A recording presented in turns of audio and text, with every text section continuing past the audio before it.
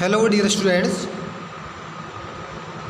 today we will discuss class 10th English reader chapter number 4 Socrates. In last video I have taught you to here, and today I will teach you from here.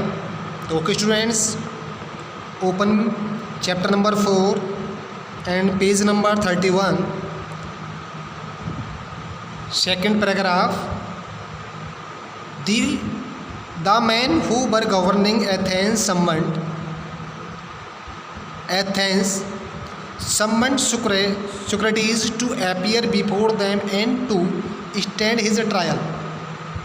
The men में वो व्यक्ति whom is जो were governing शासन कर रहे थे Athens में Athens पर, जो व्यक्ति जो लोग उस समय एथेन पर शासन कर रहे थे, मैंने एथेन के जो भी शासक थे उन्होंने सुक्रत को सम्मन दिया। सोक्रेटिस को सम्मन मीन्स बुलाया टू अपीयर प्रकट होने के लिए या उपस्थित होने के लिए, बिफोर देम उनके सामने या उनके सामने हाजिर होने के लिए, and to stand his trial और अपनी सफाई देने के लिए।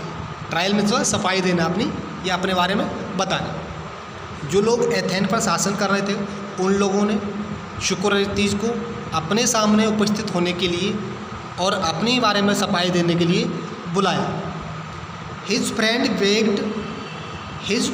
Bagged him to escape or to hide until the storm had blown over.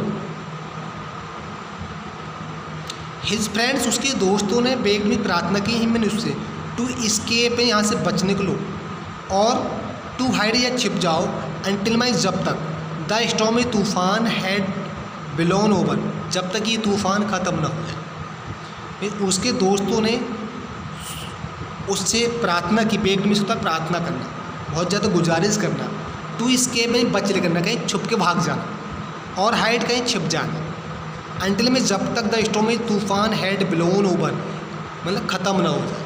तो उसके दोस्तों ने सुकरात से ये विनती की, ये आग्रह किया कि आप कहीं छुप जाओ, मतलब बच निकलो यहाँ से, या फिर कहीं छुप जाओ जब तक ये तूफ़ान ख़त्म नहीं हो जाए। कौन सा तूफ़ान? उसको बुलाने का, उसको पकड़ने का, कि एथेंस के लोग उसको पकड़ना चाहते थे, उसको सज़ा देना चाहते थे। तो सुकरात के दोस्तों ने उससे कहा कि आप या तो कहीं यहाँ से भाग जाओ या फिर कहीं छुप जाओ। एस्केप मीन्स होता है बच निकलना या कहीं जाके चुपके से भाग जाना, ठीक है, हाइड में छुपना। बट सुकरात was no coward, coward means था डरपोक, लेकिन सुकरात डरपोक नहीं था, कायर नहीं था। He knew that he had done nothing wrong and that he had only told what he believe to be just, true and honourable, and so he went to the court. He knew में जानता था that की ही had done nothing कि उसने कुछ गलत नहीं किया है, ही हैड डन नथिंग रॉन्ग कि उसने कुछ गलत नहीं किया है, and that he had only told और उसने वही सिखाया है व्हाट ही बिलीव जिस पर वो विश्वास करता है, टू बी जस्ट कि वो न्यायकारी है, ट्रू सच्चा है, एंड ऑनरेबल और सम्मानित है, and so he went to the court इसलिए वो दरबार में चला गया। सुकरात ये जानता था, पहली बात तो सुकरात कायर नहीं था, और सुकरात ये जानता था कि मैंने जो कुछ गलत नहीं किया, मैंने लोगों को वही सिखाया है जिसमें मुझे विश्वास है कि जस्ट न्याय है, ट्रू में सच्चा है, एंड ऑनरेबल सम्मानित है, and so he went to the court और इसलिए वह दरबार में चला गया।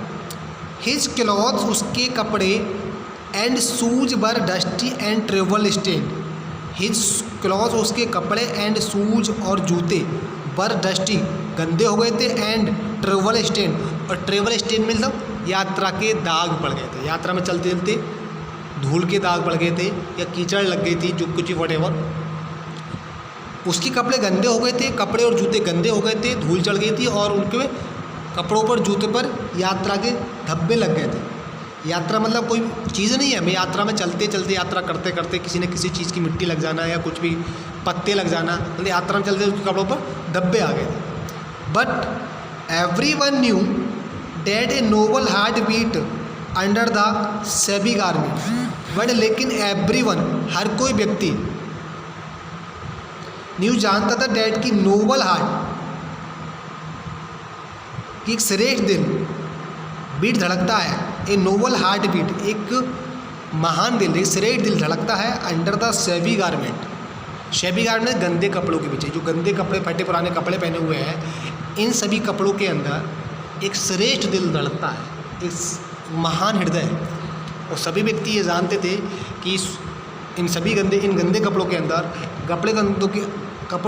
गंदे कपड़ों के अंदर, गंदे कपड़ों के नीचे एक महान हृदय धड़कता है. मतलब ये व्यक्ति जो है सुकरात बहुत महान है, चाहे बेशक इसके कपड़े फटे हुए हैं, गंदे हैं. तो ओके स्टूडेंट्स, इस वीडियो में इतना ही. इससे आगे we will study in next video. तो okay students, revise everything and write every hard words in your notebook and learn them. Okay students, thanks a lot and have a nice day.